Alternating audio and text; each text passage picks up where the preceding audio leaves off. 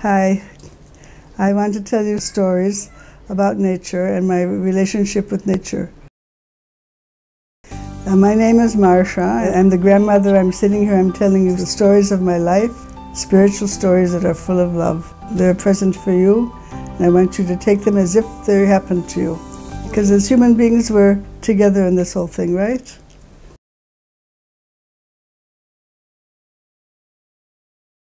My first experience, I was a baby. I was less than 1 year old because I was still crawling.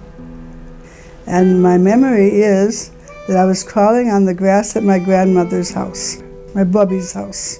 I was crawling on the grass with my cousin, who I loved.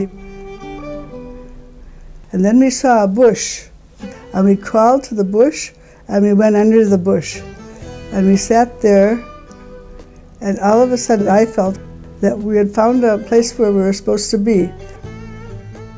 It was our home, it was our place of safety, it was where we belonged.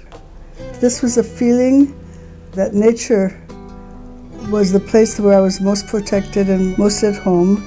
And that continued with me actually all of my life. But it started when I was this little baby, and I realized sitting under the bush was just perfect.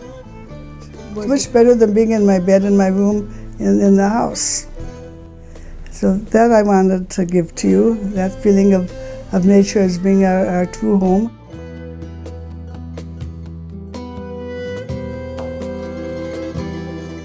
As I was growing up, my father finally bought a car. This is in the 1940s. It took us a long time until we had a car. We would go out into nature, walk around in the trees, and we'd go to a stream or go to a waterfall.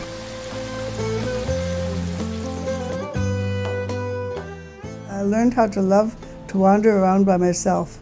Because if I would go into like a little woods, I would know that in the woods there would be like I found the bush when I was a baby. In the woods there would always be a place that I would feel like I belonged to that place and I could stay there.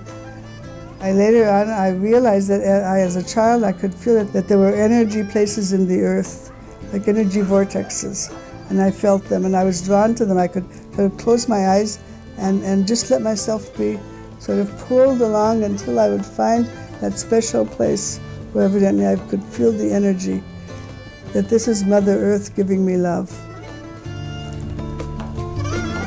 There was a park across the street from my house where there was a weeping willow, a very big weeping willow.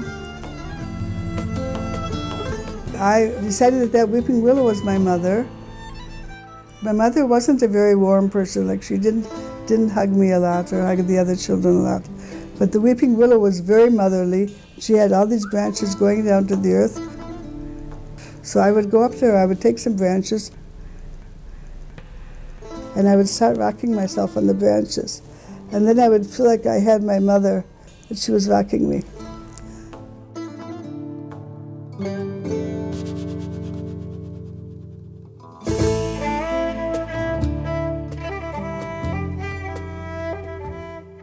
I found another tree that was very, very beautiful, with a big trunk and a lot of branches. I would climb on this tree and want to be a part of the tree. I wanted to feel what it felt like to be that tree. And then I felt the tree telling me that I could do it if I would just empty myself out, just let go of who I am, be empty inside. In this emptiness, I could bring the treeness into me, just feel like I was the tree. I could feel my roots, and I could feel the sap running up the trunk, and I could feel all the branches in the sky and the sun coming down and the leaves growing and flowers. Oh, it was just wonderful, wonderful. And so I could do that with anything. If I would look at a flower, I could empty myself out, and then I could just be the flower, experience what it was to be this beautiful flower opening to the sun. And these experiences gave me such a feeling of inner spaciousness and inner peace and a lot of joy. And I was so glad that I could do that all of my childhood, because childhood is a difficult period, as you know, with tests and parents and problems with schoolmates.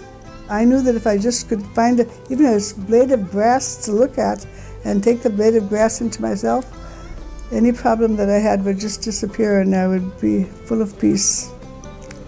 This is a great gift that I received in my childhood, and from that tree that taught me how to meditate.